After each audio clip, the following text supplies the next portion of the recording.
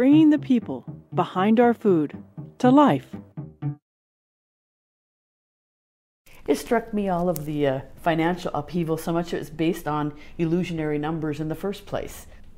The way that the economy works normally, not in times of these sort of bubbles, but the everyday operation of the economy also hides value. And that's why I think it's important to bring it back to issues like food, for example. I mean, in the book I talk about this $200 hamburger, about why if we were to value the environmental destruction behind the production of a hamburger, if we were to value, you know, the ecosystemic services that are lost when you chop down a rainforest to put soy plantations or to have pasture or whatever it is for your hamburger. If you put a dollar value on the biodiversity that you lose, if you put a dollar value on the carbon that is lost when you destroy the forest, on the oxygen that is not being produced for the atmosphere, when you put a dollar value to all that, a $4 hamburger actually ends up costing all of us, costing the earth, $200. But it's not a sum that we pay now. I mean, someone pays that sum. I mean, make no mistake. It's just not there in the price tag, and that's just one part of what is hidden when the economy operates normally, and that's something that we need to be aware of, I think. Reading your book, it struck me that some people may be surprised that there's nothing free about the free market system. So share your thinking about markets focused on profits instead of needs as that faulty prism that you talk about.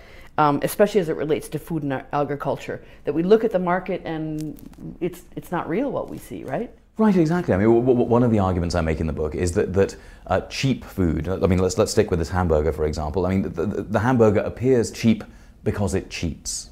Cheap food is cheat food. Let me give you an example. I mean, you know, let's take that hamburger a little step further. The tomatoes in that hamburger, if they're consumed in the United States in the winter, for example, then there's a strong chance that those tomatoes will come from southern Florida.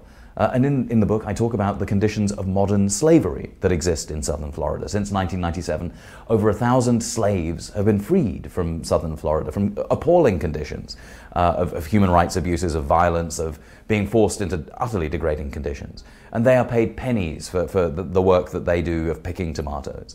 Now, that's not a cost that appears in the food. And similarly, you know, all the way up the food chain, there are costs that are squeezed out to give us our $4 hamburger. And even then, that doesn't include the costs that happen afterwards. When, for example, that hamburger is, that hamburger may lead to obesity, it may lead to a range of diseases. Here in the United States, we have a diabetes rate of, well, if a child was born in 2000, 1 in 3 children will develop diabetes. 1 in 2 minority children will develop diabetes.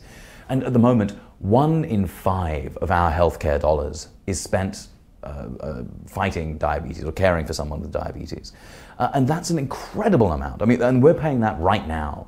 That's hidden from us in that $4 cost. And of course, the way that we consume today in general has a huge cost in developing countries. If we were to add up the cost of our consumption over the past 40 years, as some researchers did recently, we owe developing countries $4 to $5-6 trillion, depending on how you do the sums. And again, we don't pay that, they pay that, but that's a cost that is getting paid, that's being cheated out of our food system by the way our corporations are behaving.